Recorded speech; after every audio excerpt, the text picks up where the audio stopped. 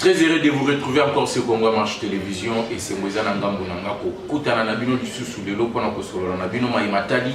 Actualité politique na Mboka Nabiso, les retours du président Félix Tshisekedi qui a été annoncé déjà mort au niveau de l'Europe. Il a regagné la ville, province de Kinshasa hier sous la pluie. La Tubazali commis tout na mais ndengeni ni tangu yiso oyo Tshisekedi alinga Mboka Nabiso mbula ebeta kakaka. Ba fanatique na ye ou soit ba tunaye ba lobby ezali signe ya bénédiction ezali kotalisa ete mokonzi mboka zali na bénédiction ya tata Nzambe oyo ya likolo. Voilà Tshisekedi était de retour. Population ekendaki koyamba ye bato mususu ba lobby que Tshisekedi n'est plus populaire. Eza ba makambo to komeka ko solola parce que le lenge au total ba image au monaki lobby. Donc c'est comme si la popularité a diminué des côtés de Félix Tshisekedi. La muka ba uti oloba ete c'est rupture prématurée ya peuple congolais na Félix Tshisekedi ba tebele bazali pe ko dénoncer surtout ba combattant IDPS Malobi. La gestion du parti est bien été parce que Mukolo a lobby, tout le monde a drapeau dit à peine victoire et mataki kuna na rapport Wandili bakendaki koyamba mokonzi mboka mais drapeau à parti présidentiel ezala quitté alors que l'IDPS est au pouvoir tozali comme on a été IDPS ezali kolimwa bongo na visibilité. Alors pendant que solo la makambu nyoso yo na yambi moko ba communicateur à IDPS azali muto a intervenu à mingi na parlement debout ou ya IDPS bon bandi déjà comme ça na yé sur Congo Marche Télévision mais avant tout banda émission na osenga na régie ba balancer les biso non image ya retour ya Félix Tshisekedi awa na Kinshasa et après on retourne sur le plateau.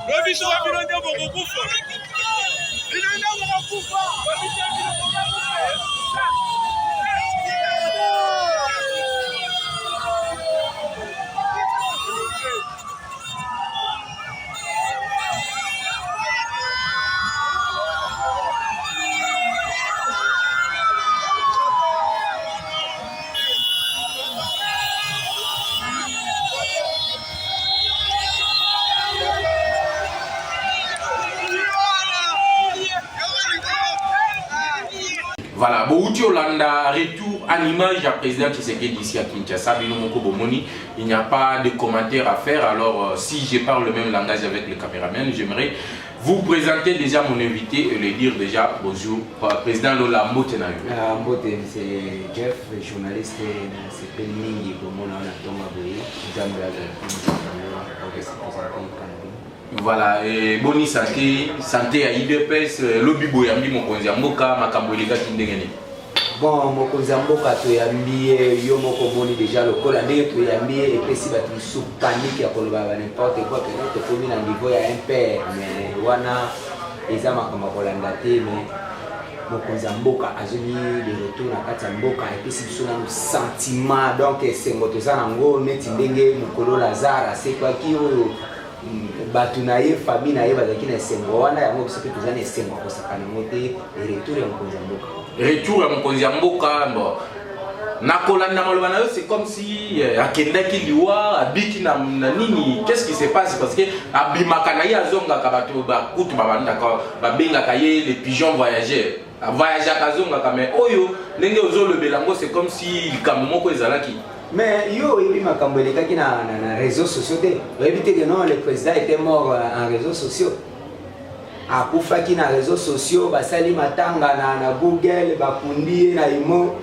Donc il y a aussi une résurrection. Donc aux hommes on a une résurrection et il y a réseaux sociaux puisque tant que vous avez un message on a malgré ça. Ndenge ba boka ki ba mais quant à nous en UDPS tozalaki posé puisque toyebaki que non le président accueilli akozonga comme habitude ndenge abimaka mpe akozonga mpe tomoni que non azongi je crois omonaki te un communicateur aide apesa bima na média oyebisaka que non mokonzi boye na boye na boye puisque tozalaki déjà toujours l'espoir que non ndenge accueilli akozonga wana ezalaki toujours balezondi bandoki oyo babanda koloba que non mokonzi akufi boye bapasoli na motema boye na boye yo nde kufa yo nde bapasola wa motema me oyo ya biso lokola kendeki ndenge pe azongi vraiment nzambe azwa lokola. Alors bozo mona te que non bino IDPS bokomi kolekisandelo parce que le voyage du chef de l'État ezalaki privé akendaki na voyage na privé il fallait qu'il va opérer mais ndenge ni mutu akendaki voyage privé ba opérer ye hernie discale mbala moko kozonga na ye awa bino bosali mama na mobilisation etikala kosalima te parce que ezalaki voyage public eza voyage à l'état te akendaki makambo na ye privé na kozonga na ye vous avez mobilisé bato mosusu balobi bobimisi mbongo na trésor public pour parlementaire de Boutou azwaki $200 selon l'information bandeko ala muka bapesi. Bon merci nanu na question na yo monsieur journaliste pour kende koyamba mokonzi ya mboka ezate que non et pour abimaki comme habitude abimaki aza papa na biso tango abimaki toki rimer eno boye na boye alors kozonga na ye faut tosala penza mobilisation po bato oyo bayokisama soni baoyo balobaki mpo na ye bamona ke non bayoki soni biso bana na ye tozalaki na kondima ke non papa na biso akeya kosala nini akozonga yango tokenda koyamba ye même na koloba baloba ke non na budget ya mboka babimisi bambongo soki babimisi mbongo eza mbongo ya banaye azodirige mboka nini ya Congo te tokenda koyamba eza mbongo kosala nango babiloko privé te eza mbongo ya l'état ya l'état bien sûr wana mpe président aza président ya bacongolais soki mbongo ebimi tobande komona awa tala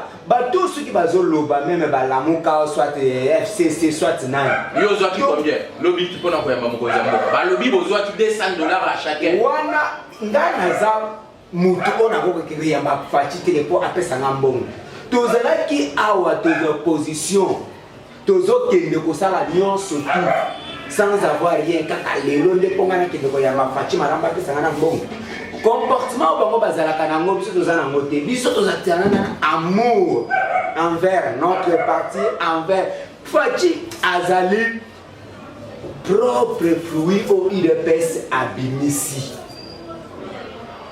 donc ezatiki nga mpona kende koyamba ye mpo nano basomba ngai na opposition kutu basomba ngai te bakosomba ngai na pouvoir mpo ngai nakende koyamba faci mpo basomba ngai baoyo nyonso bayebisa barumer ngai nazwi ata different te oyebi ngai beke no naza communicateur de UDPS mais mpo nakende koyamba faci eza na different te oyo bacorrompre nga mpo nakende babiso bomataki wana ezalaki ya bino babis wana notre parti a loué bis loué notre parti pour partir au pouvoir to donc parti au pouvoir ozanga mbongo loué babis biso to banda kosala ndenge bango banda kosala te ba entreprise ya l'état et comme ba mbongo ya ba campagne na bango basali ba nini tala lelo ba komi ko loba puisque oyo bango banda kosala ba mona ngana ile pesa osala ngo mais biso to ko kosala ngo mais bazali ko loba bato bazali ko nazali ko loba ba lobi boyi lobby tiba 21h bino ba communicateur à UDPS na secrétaire général Augustin Kabwe Ozaki na fikeli donc oyo bandaki ko lia ko melawana et utaki wa donc lokola tozaki na secrétaire général africain ezaki même bongo ya trésor public à peuple congolais mais oui l'UDPS donc ndenge aza wana ntango tozalaki na opposition tobanda koserenir te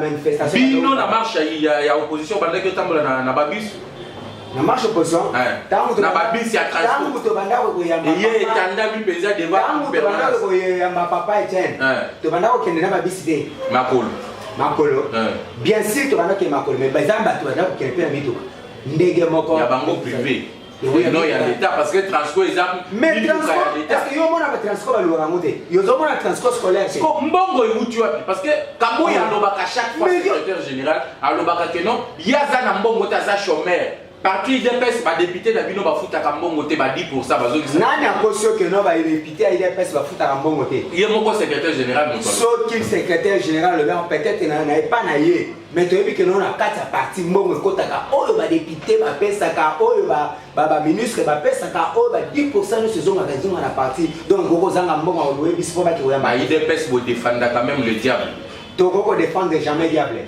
biso to le ba oyo za clair. Qu'est-ce qui est clair? Bon, na moni côté kuna bokotia kambanga ndenge bo mesana. Mbongo à l'état ici ebimi, bo saleli yango. Chaque parlementaire de go a vu $200. Wana ndenge ba mesana ko bon. Yo zolo ba keno, chaque parlementaire a vu $200 et lobami. Mais tant ba loba keno ba bimisiti na réseau que Tshisekedi a kufi. Les autres Tshisekedi a zinga okufa. Obe ya bomoy. Le lenge ba kosa que non Tshisekedi a kufi, le lenge ba bazo kosa que non ba parlementaire ba opérer et tout ba opérer et muto ba opérer mutema kaka lobby ba opérer pe mutema ngo pe ba opérer et tout ba opérer na maladie nini yebisa na maladie nini hernie discale elonga mutema comme hernie discale mais bino bolo ba ka ba opérer mutema o comme ce qu'on a hernie discale papa botika kokosa peuple congolais to yebi que non bo diriger pendant 18 ans rien même au bateau bozo ke bato la muka nani produit o les a fabriqué à l'IDPS si c'est qui ceux qui boivent des conserves à l'IDPS à la marde d'un l'IDPS wana nani ozolo ba bon muto yo betela tout le nani na bende ni muto lo wa fayu lo yo so ba muta la muka ba lobby donc leader na ba fayu so ki azala ki boit des conserves made in IDPS puisque biso to fabriquer ye le to bimisie asa fabriquer ya IDPS ceux qui bobo sana kango yatika lozala membre ya IDPS te atika lozala membre ya IDPS te azala ki membre ya IDPS te na 2011 tango abimi mwa députation na ye wana alata ye fichier ya nani nani apesaki même lelo basoldat na soldat du peuple nani apesaki ye ayebisanga un politicien oyo apesaki ye kombo ya soldat du peuple nani apesaki yango c'est notre mentor. Donc, ce qui est Tshisekedi, même le lot Oyo, Martin Fayulu Oyo, le lot Madidi Oyo, Abenga Tshisekedi le président. Naraso, Abandi Obenga le président de la République, le lot. Il y a un lobby. Tshisekedi a mouillé, il y a victoire. Il y a victoire. Bon, on a Naraso Pazaka Nanae. Naraso Pazaki Nanae. Abenga Nanae. Yebisanga nan narasoka benga kana so lokuta pe benga mama basaiba aya usalani oya atikami madame la vice premier ministre afanya la makambo aya ko témoigner na oyo fayola alors parce que les nobo diwo mwana te leader mais na biso non soki azaki boire des conserves azali ma de l'IDPS pour ces biso to fabriquer to yebi mo biso kutuna ACP awa ayebi biso bien ayeti na kaka komba ACP to benga na ye aya tour moko to benga to yo tata lobi que non muto ake ko cheze te yo linga ko tuna base na ko cheze ale bima a ko ya insulter bango ba to so mona e grave mais biso to yebi que non aza produit biso to fabriquer to ko finaye pe to sa ndo au moins il a pas tenga zana a fabriquer so yo to finaye pas fini pas ça nene abwaki okomo lumba solo nenga zawana aza conserve origine poli o il est pèse boati. Alors, tokende na tokota na muzindo makambo ezali et ça les makilobi rupture prématurée, il y a confiance, il y a population envers Félix Tshisekedi. Vous avez kasonike. Bato yo bayaki ko ya Tshisekedi. Donc bo mobiliser bo zumbongo à l'état bo sali tu wana pona bato muke o bayaki wana lobi. Bo mona teke no population ezali so ki bato wana bazalaki muke. Mais le boyo ki ba l'élite que non. Ça devient l'impère. Mais comme un père bateau a n'a Mobutu bazaki bezabazaki bateau be bazaki banani. Puisque Mobutu yo le biki na ba le biki na Tshisekedi a comme le kola un père c'est quoi banani ba ndoki ko yamba mokozi. Et la population de bana ba ndobi na Mobutu la population de. Donc bilombe bolingi bozongi sangwe pa Tshisekedi.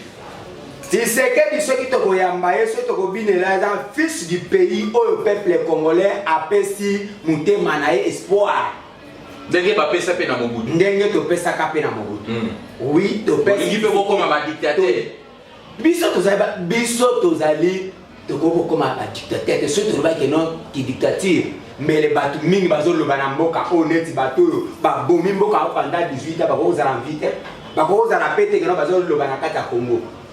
Mais comment Congolais va kondima mutu te mutu okozala dictateur bato mosusu ba passeport bazwa ngo na grâce ya Tshisekedi bazongi na Congo to mona bazoloba akomi awa na Zambie alobeli ti équipe ne ezobeta azongi bayeso kokota te azongi mais lelo oyo totangaka bakomona bango topesa bango valeur mutu ya Mazembe un politicien ya Mazembe soki président ya Mazembe abando sukila na Zambie awa même si tu vas pas dictateur tant que Tshisekedi a le pouvoir abengi mutu nyonso tout azongi lelo passeport azongi la na Congo na pesa ki un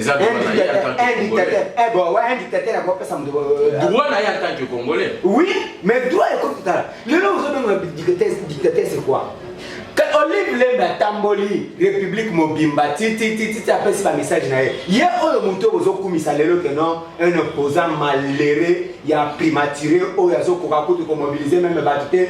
Ceux qui ont pensa opposant à Mégana pour organiser ta ville morte, c'est bon qu'on attend là que peuple congolais yo qui que non un tel un opposant, il y a Lamuka a proclamé ville morte to yo kaé. Ba sali ba marche wa ici. Ba paralyser qui t'a ça ba sali marche. Marche ya Tchamu. Ya robana na quartier 3 tibo comme na quartier 1. Et bon marche za kana banzela o ba loba ke lopo ko marche faut ko le kanzela. Ceux qui baza ba opposant. Ba me ko décréter na ta ville morte moko ndenge Fachi Tshisekedi ya kufi. Ya ye ko zwa place to décréter 3 jours successifs landani pa et réussir fait à 100%. Ba me kana to tala bango. Ba ke ba besi ba campagne ba salignon so tout ni kutu ata gaz l'élité ni ata mort même le bozo ba kenon Fachi comme un dictateur. Le lot basali ba marche awa oh ya seni boy na boy. Combien de morts? Il y avait combien de morts? Wana uzali kokima ba lobby boy.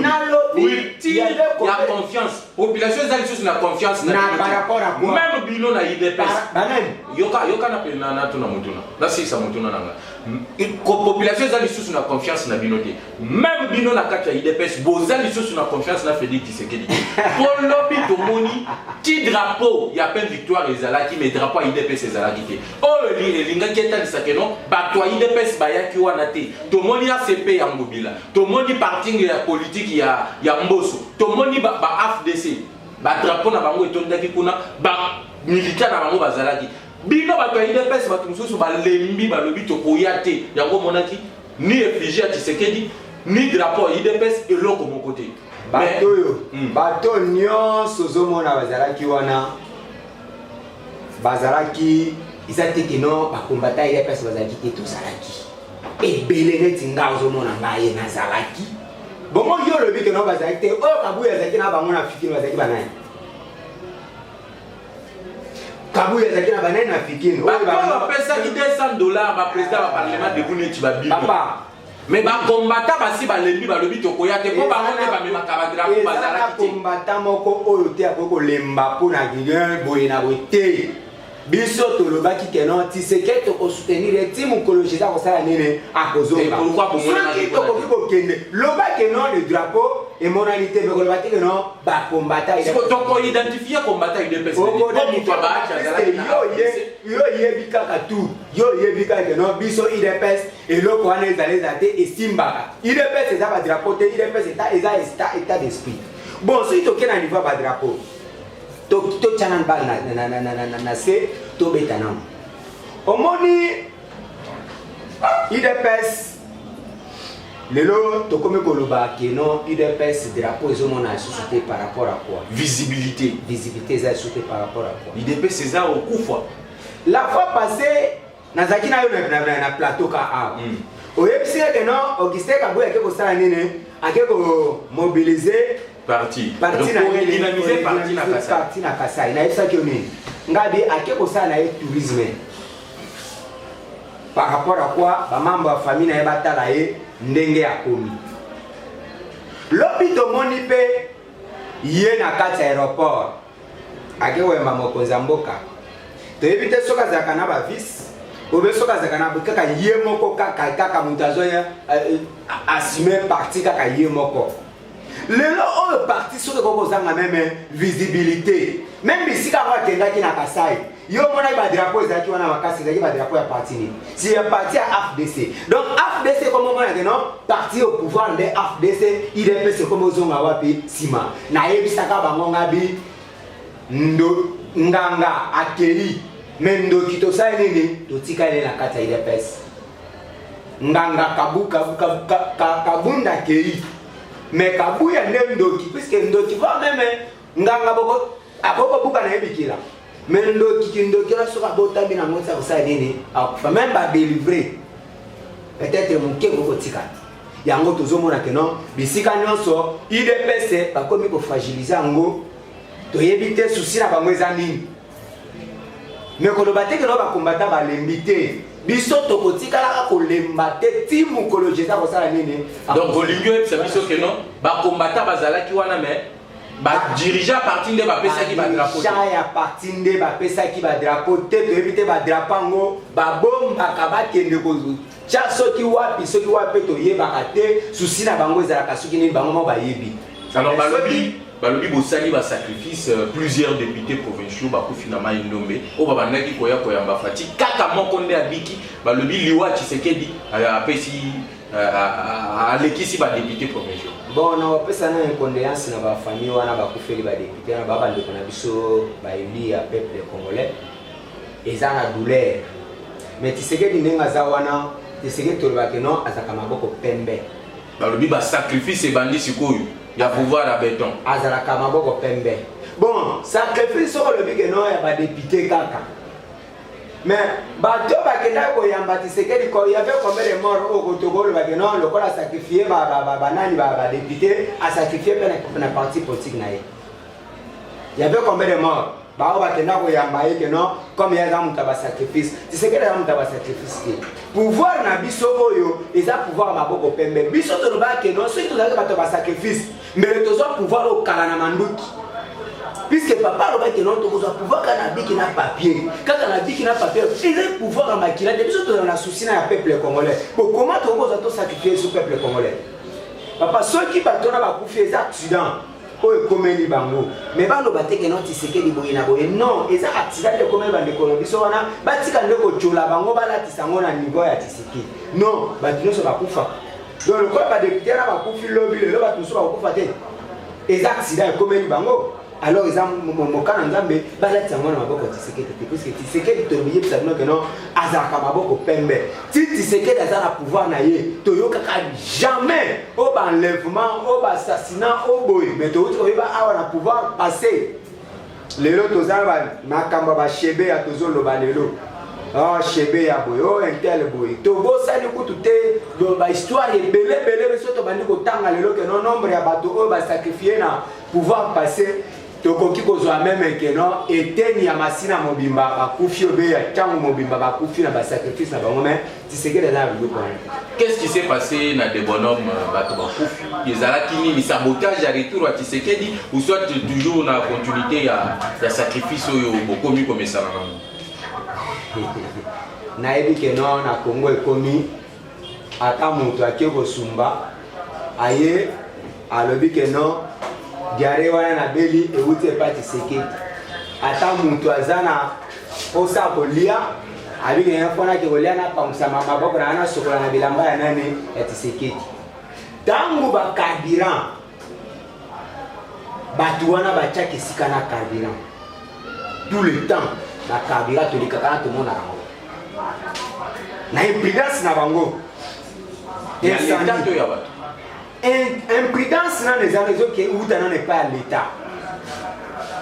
Puisque l'État a autorisé et l'autre a autorisé. Laissez aller. Tu te dis que non. Dernièrement, heureusement, on n'a pas notre ancien président IDPS, ancien président secrétaire IDPS, Kabound. Alors, il y a une ville à Kinshasa. Ils ont dit que non. Moutazo gouverner ango azati.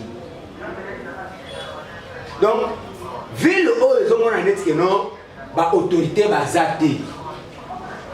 par rapport à quoi laisser aller eleki. Lelo tozomona bisika nyonso ekomi station. Bisika nyonso station banda kaka Lumumba banda moka na aéroport ti ya kokoma bisika esukeli na première tanga ezana combien de stations. Ozomona musupende landani elandani. Tala sikoyo na barabara ba Kadhafi ya ba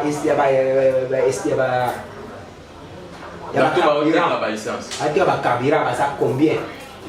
Mais ba bazo bossa na kino moindre inflammation muke ba dégâts ekozana ko sakana. L'État congolais aya kokoma kaka eloko wana déjà posé ba dégâts.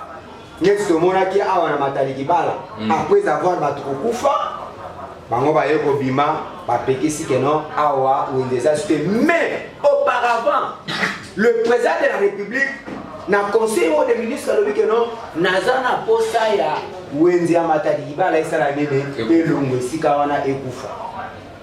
Mais ba yoka ki angote tango ba moni keno mukakufi batu bakufi simana ngomba muto moni ngobila ke wana na basekali bitoko kunda bango na kimia comme yo kaka okunda ka baninga yo bakoko kunda yo te bakunda pe atayo. Alors tuko zalati que no bozala kaka batu moko leta moko kaka bokunda kaka bibembe kaka bozala kaka batu kokunda. Pourquoi ne tangu biloko wana ezo salema kaka bino bozo teka ba bisika wana na debono bisika la omoni que no tout le temps to mona ka carburant isika wana to yeba ka pete utaka wata to mona ka ekoti le lobby incendie c'est bien quoi que non sacrifice à Tshisekedi. Non, ils ont impudence. Ils ont impudence sur les maki. Même tout d'abord on a les pas na bango moko na no ba autorité. Après la bango na batu ba teka ka ba biloko wana. Ba lo ba teka no za Tshisekedi mutasali ba sacrifice à biloko wana non. Et puis ça veut dire que notre Tshisekedi azapo na peuple, azate que notre peuple a souffert. Tout le régime passé. Et ça mon colomo de tout ça comme on a que non bisika na batu ba kufi yo ba sali boye bon mona muto amande fuana a de participer na bisika wana.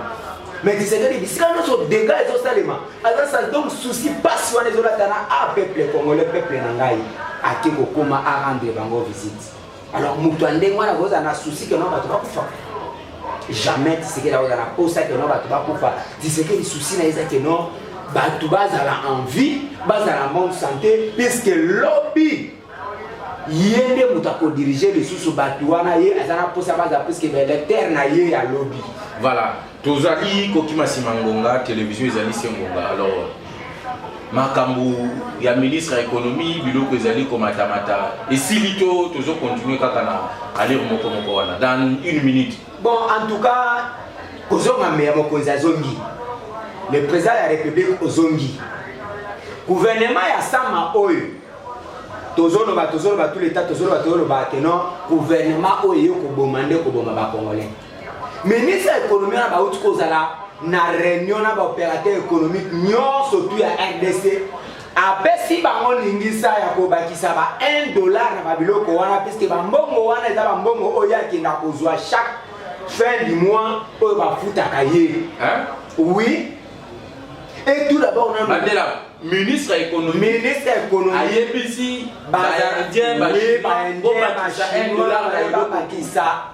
na babilo kono surtout. Et à la fin du mois, ici bon moi na bato ba pesi. Bango moko bazolo ba ke non ministre na bino ya kozwa mbongo biso to kopesa bino ya kopesa ye uta wapi uta kaka na biloko to tekela bino lo yango tozo bakisa puisque ya te na biso mbongo chaque fin du mois yango tozo bakisa ba mbongo o pota osala nini akofuta ka bango ba futa ka ba ministre wana zwa ministre ya commerce extérieur zwa ministre ya travail zwa ministre ya économie bato wana nyonso ba indie ba futa ka bango bazozwa salaire et pas Tshisekedi ya mbongo ya peuple congolais bazozwa sous salaire pas indien na mbongo oyo bango bazobakisa souffrance et bakisa makala pas peuple congolais yango tozosinga ke no papa oye bato nyonso monaki bayako yamba yo kasi teke bayako yamba yo kaka po batala yo non toza na souci na yo yo poza na souci na biso tango toyokaki awa ke no yo kufi epesaki biso pasi tomonaki no tosuki wapi mais tomoni oyo aza envie oye kozonga na kati ya mboka tala panier ménagère ya peuple congolais vraiment tosengi na yo bolimbisi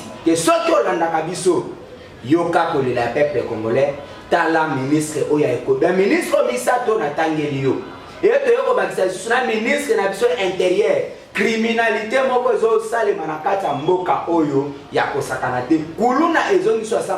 Omoni kaka wana na commerce soko bimi wana minute ebembe na balongola wana te we wa bomiye wana na masasi babotole moto bake nango toyebi te la police musala nango nini e bato musu bazoboma bato te kaka la police wana oyo bakulu na balokoti balatisi bango teni baza ba journalier toyebi ke na kati ya Congo na ba journalier de policier bazali na Congo journalier ba policier bazali journalier ba militaire bazali na kati ya Congo vraiment papa ozongi tela biso makambo yo pesa solution na bisika oyo kimia ezangi na kati ya mboka na biso kotala ka makambo STT tala ka pe makambo zo na kati ya Kinshasa tala pe libumu ya peuple congolais.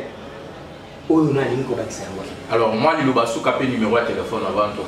Bon Liloba Souka ezali merci na nous na pesi merci pa Nzambe directeur ya notre président de la République et pesi biso peut-être vraiment ndenge nazo loba na sentiment na koseka puisque espoir ezongi lisusu peuple congolais tous à la confiance à notre président Tony Bitumba oyo bazobungisa ye ya liboso eza nanu aza nationaliste ya mibale ndenga verrouiller ba carrière minière ya misatu port ya l'eau profonde banana ya mine ozomona maison d'artiste oyo azobeta awa na face à palais du peuple donc ozopesa toujours banguna mtema passe mais tous à la soudé mabolongo nyonso tout tofukama epa ya Nzambe tolele pa mais ngako to na lobaki non azonga so misute na tsaki Nzambe ngabi longola inane na mutu ya peuple congolais nyonso na âge oyo pesa ki biso mutu na longola inane bakisela président Fachi puisque awumela Congo ekoma lokola bamboka mususu yango tozala mobiliser toko soutenir ye aza ya biso makele la bato nyonso bazolo baboyo kango te ba wana ba flatter ongai intel bolanda bango te ba étranger wana nyonso ba epona ko yiba richesse ya Congo. Vraiment mon numéro plus 243 90 49 60 329. Merci na kolanda nga na chaîne oya Congo en marche télévision ba information ya bien beaucoup zango kaka na ba chaîne oyo za ba chaîne musute ba chaîne wana musute za ba chaîne ba escroc pona koloba kaka lokuta to moni makambo uto bimana ba chaîne mususu awa que non Tshisekedi ya kufi ba boakeli pena bolandi pena ba chaîne mais lelo oyo na ba chaîne ya bien ceux qui bozolanda makambo nyonso ya Congo ko kolanda ngo très bien na pesi mon grand frère oyo azana kati ya Paris Roger Luma oyo asonjaka na ba baleki na ye batikala ba héros oto bundaki lelo to longi vraiment mbote na bisiko zali. Merci à tous les présidents parlementaires. Merci mon président Neville Ilunga Mbote Makasi, mon cordon Charles, mon cordon JC Mwamba, et président Eric Binonyoso, na Pesi Mbote, na Bosani Pete, mon journaliste Jeff Badi Banga, Oyo Aza International, Oyo Ozona Nesika Nyonso tout. Nazo benge na mama nazo benge ordinateur, puisque ba mon Oyo Azo Bimisezo, il faut bimaga na ordinateur. Merci. Baza et belete ba journaliste ya boyo ba bimisa ba biloko boye. Merci vraiment na sepeli ndenge boyambinga awa na chaîne. Merci beaucoup. Ça n'est fini avec ces numéros de décryptage de l'actualité politique sur Congo Marche Télévision. Où tu colobes la retour à Félix Tshisekedi, des à côté, Makambo et Salemaki, député Waouté Kikokufa. Donc, tout beau, tu as aux na monoko, il y a mon communicateur à IDPS, tout mon équipe de PES visibilité, égalité. Vous allez qu'au Sénat à Augustin Kabouya le perture pour pouvoir écouter côté là. Bon côté, il faut qu'on multiplie les moyens pour être UDPS et zonganenge to ebelaki yango. Ceux qui voulaient vous contacter biso, numéro de biso ezali plus 243 81 717 11 97 plus 243 81 717 11 97. Demain ne ratez pas sur Congo Marche Télévision. Tozali Kobanda Moïse Katumbi, ange ou démon. et cause à la 3 épisodes Autokobeta sur Congo Marche Télévision. Tokobanda ko décrypter chaque candidat, potentiel candidat Oyo Akoya na mapondami en 2023. Tokobanda moko sima mususu lobby tozo bandana Moïse Katumbi. Soyez toujours branchés, abonnez-vous pour ne s'abonner dans nos thés. Commentez, likez, partagez nos émissions, ça nous fera aussi plaisir. Quant à moi, je vous retrouve demain sur la même chaîne, à la même heure et avec le même plaisir. Ciao.